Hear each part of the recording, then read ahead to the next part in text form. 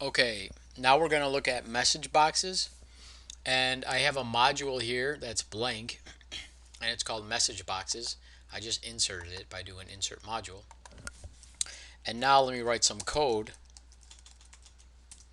and sub msg box message box examples. So we've worked with message boxes this whole class by doing things like this: message box, hi, and we've even appended stuff like how are you, and we've even put variables in here like dim x as integer, x is equal to 9, and we've done stuff like that, how are you, and then x equals, and we've appended the variable. We've done stuff like this. So all we're doing is like constructing a string, a message to display, and we do that with the ampersand. We've seen stuff like this before. We know how to do this. So when I run this, I get the message, hi, how are you, x is equal to 9, in the message box. Now let's dig in a little further into what this thing is. So let's go to the object browser, and in all libraries, select all libraries here, and search for message box and click the binoculars. And you'll find that in the VBA library, in a class called interaction, there's this message box member. That's what we want. And so go to down here and you'll see in the class interaction, there's the message box member. And if I pull this up a little bit, where to go, right here. Here it is. So this is what we've been using the whole class. It's this member of the interaction class, and it's a function actually, and we could tell it's a function or sub-procedure because it has that green, looks like a moving box that's green. And that's how we know it's a function, and the name is message box. We've been using this, but now let's see exactly what it is. It's a function that takes 5 parameters. The first parameter is the prompt, and all the prompt is the message we want to display. So we know what that is. We've been doing that the whole class. We've been using this prompt parameter and passing in messages to display. The second parameter is optional, and it's called buttons. And how do we know it's optional?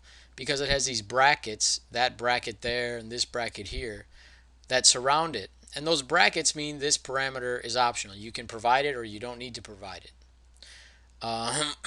And buttons, notice what data type is buttons? What type of object is it? It's a VBA, it's a VB message box style, and it says equals VB OK. So this tells us that, if I click on this, I'll go to the class that buttons is, but I'm not going to do that right now. I just know that this is an object. This buttons thing, this buttons parameter is an object of this VB message box style class, and the default is the default parameter because of this equals VB OK only. This is the default parameter. That's why in our code, when I run this, I see a button here. Oops. I see a button when I run this. There's the button. I see OK, but I didn't specify anywhere in here to do an OK button. That's because by default, the message box does an OK button. And you could see that in the object browser right here, where it tells you equals VB OK only. That's telling you the buttons parameter by default is set to only an OK button. That's what that means. The third parameter is a title, and all that is the title of the message box, and we'll see what that looks like. And these three parameters are the main three parameters that are used when you're dealing with message boxes. These last two, a help file and context, they're not used. They're optional as well. They're not used very often. And what they are is, what they do is, if you want to provide a help file with your message box, you can specify that here. And if you want to provide a help topic for your message box, you can provide that here. I'm not going to go into that because honestly, it's very rarely used. So let's just focus on these three parameters here that are used a lot. And then one other thing to notice is that this function, it returns something. Remember I told you functions, they do something Like in our case, this message box function displays a message box, but then they also return something. Because it's a function, it returns something, and it returns this. It returns something that is a VB message box result. And we'll look at that in a second. But the idea that so far all we've seen is that this message box pops up a box and we close it. But now we're going to see it pops up a box and somehow it's going to return something to us. And we'll see that in just a second. So now let's start playing around with this message box function. So here's our prompt. And I'm just going to change the prompt to make it, no, I'll leave it like that, I guess. I'll leave it like that. And now let's fill in the next two parameters, this buttons parameter. Well, when I do a comma, it says, put a buttons parameter in here, and here's all the buttons parameters. And notice there's a lot of them. And what do all these things mean? All these VB application modal, VB default button group, VB exclamation.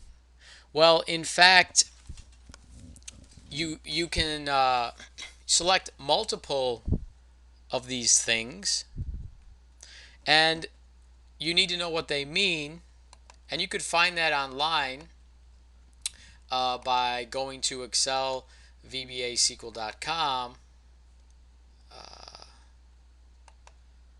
and clicking on, let me see, where do we go?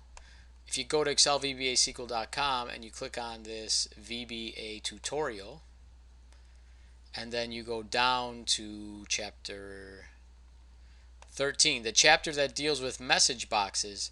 If you click on VBA message box function, I have a table here that will tell you all the possible parameters for the button parameter, all the possible options for the button parameter.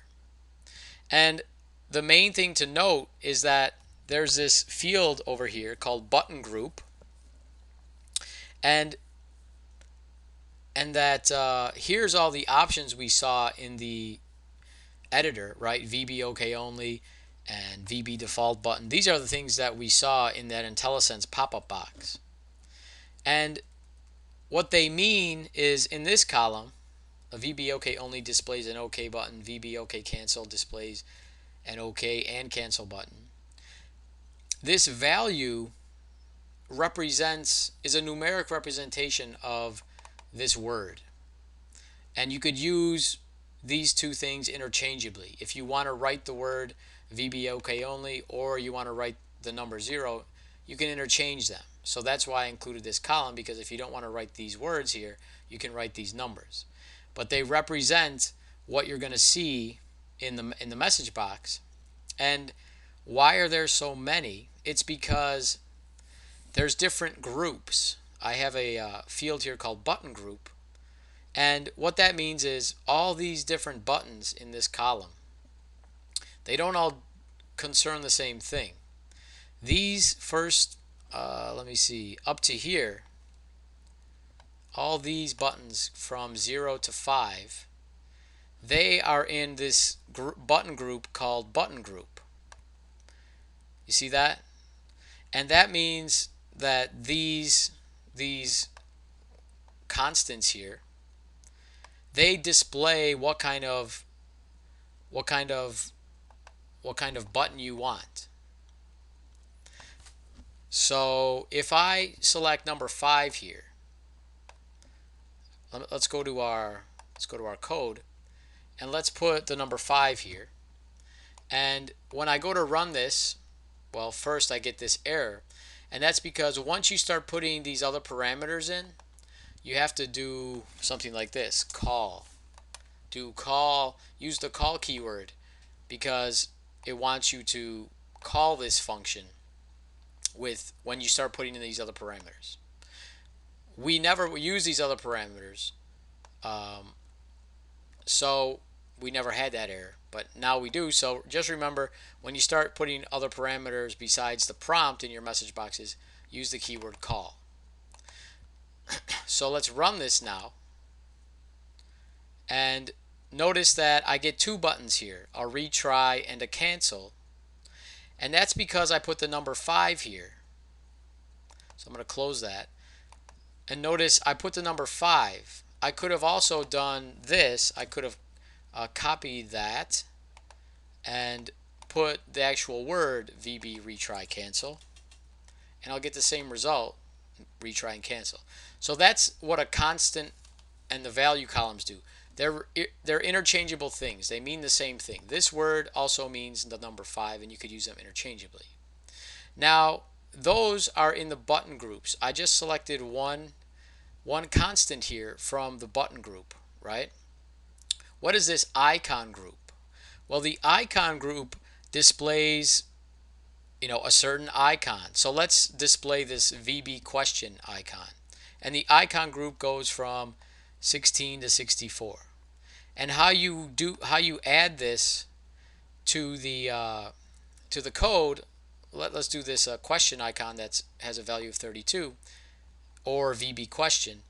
You just append here, you put plus, and then you put VB question, or I could put the number 32, and now when I run this, I get this question icon. So do you see what's happening here is that this first button parameter controls the buttons because it's in the button group, and then I can add an icon button parameter, or an icon button option, I should say, because this entire thing is the whole parameter for buttons. But I can add an icon option, and it'll show an icon here. And then I can also you can also decide there's a default group here, and the constant for those are VBDefault 1, VBDefault 2, 3, 4. And that what they mean is that the first button is default or the second button is default. So if I do like VB button 1, if I add this to the code, this button option, and now I run this. Notice this is sort of the default. You see there's a little bit more shading around here, this button. So it's like the default button. That's all that does. It sets a default button. And then there's also a modality group here. And the modality group, it deals with how the message box interacts with any open windows. And you could Google this stuff, or you could see the description here. But it says like VB application modal. This means that the user must respond before continuing to work. And that's usually what happens, right? You have to close that message box before you can do anything else. Or you could specify the message box as the foreground window if you do this VB message box set foreground. But let's do the VB system modal. And you could play around with all these different modality groups options. Probably won't need to, because you won't need to do too much stuff here. But this is what that buttons parameter is. It's the sum of these 4 options, where the sum is, remember what I said, it's the sum of these constants here, and the constants represent these values. So it's just the sum of numbers. Like I said before, remember you could replace those words with the numbers, and we saw that when we did, VB retry, we replaced it with the number 5. It worked, and that's because all these constants, they stand for numbers. And when you sum them together, you get a total number that is going to output the proper message box. So if I change this button group icon, or this button group option to VB OK abort retry ignore, if I do that, if I put the number 2 in the, if I put the number 2 here, I can put the number 2 here, and that will represent the abort retry ignore. So I just changed what buttons displayed by putting the number 2 here instead of the word. I mean, you could use the words or the values interchangeably. And let's change the icon as well. Let's go here, and in the icon group, let's change it from a question mark to a a critical message. So I'll put 16. I'll put 16 instead of a question. Instead of VB question, I'm going to put 16 because I could use numbers or the constants. Oops, cancel. And now I get this X icon. So I still have my abort, retry, ignore that came from the 2. Now I have 16 16 gives me this X icon. And I'll do ignore. And then you could do the same thing for the default button and the system modal. You could go in here and you could change the default buttons or how the message box interacts with other things. Now let's put a title. So the third parameter is just a title, and I'll put this is the title. And if I run this, okay, I keep putting my cursor outside. If I run it, there's the title. This is the title. Now I have the buttons I want, the icon I want. There's the prompt. So here's the prompt, here's the buttons, here's the title. And those are the main things you're going to use when you do a message box. But remember, I told you that this is a function and functions return something. So we can see what they return. And again here, these message boxes return a number. And they return a number that's associated with the type of button. So if there's a OK button on the message box and the person presses it, the value that's returned is going to be a 1. If there's a cancel button and they press it, the value that returned is going to be 2. If there's a no button, the numbers that return is going to be a 7. And here's the chart, but you can see that what's returned is what button the user presses. So let's see how this works. Let's go here and let me just display. Let me put a variable response as integer.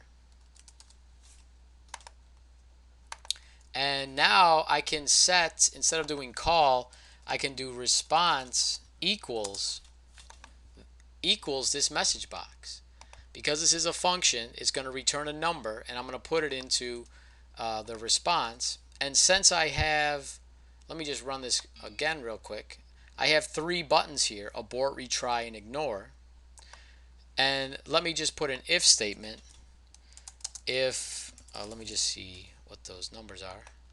Abort is 3, retry is 4, and ignore is 5.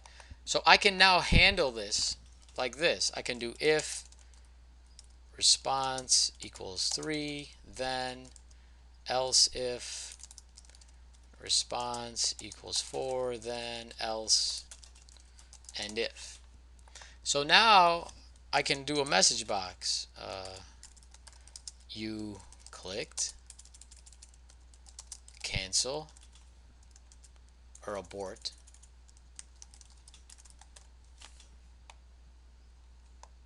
And I forgot the box. Cancel, abort, retry, ignore. So now I know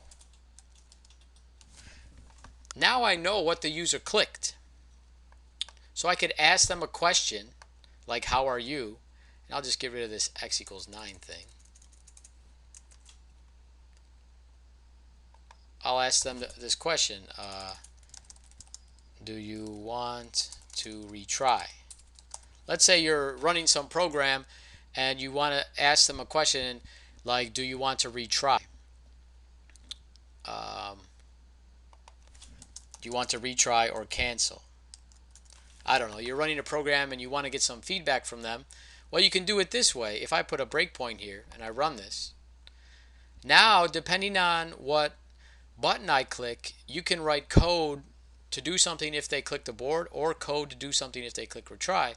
So if I click retry here, notice that response, let me put a watch on this.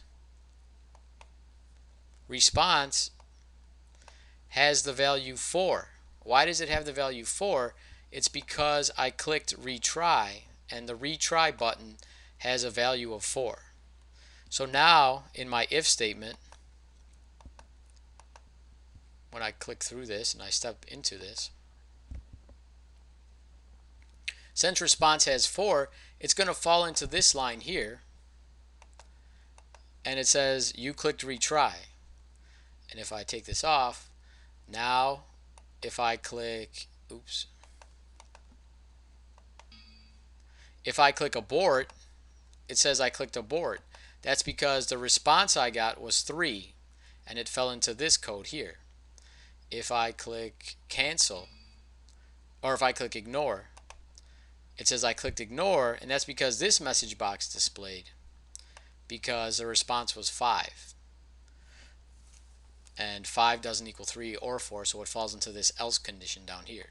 So now you're in a good position to interact with the user. You can display message boxes that say something, and you can set icons, all kinds of different icons, like question icons or critical icons, or all kinds of these icons up here, exclamation icons, critical icons, information icons here is 64.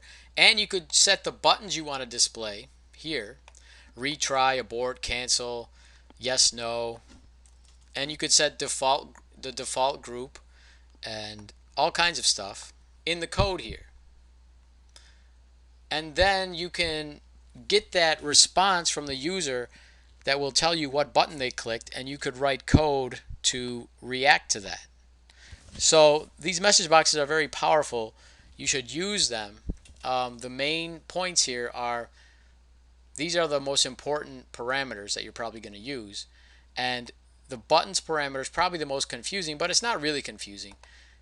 You can either put the values or the words in, and you can pick a what buttons you want to do, and then you could pick what icons you want to do, and then you could pick what the default button is going to be, and how the modality is going to work, how it's going to work with the windows that the user has open. So play around with this. It's useful stuff, and it makes your programs look a little better. And then here's the title parameter. So those are the main 3 parameters. And then the fact that you can get a response, and it's a number, remember, this response is a number, it makes things really powerful. So play around with this, and we'll move on coming up shortly.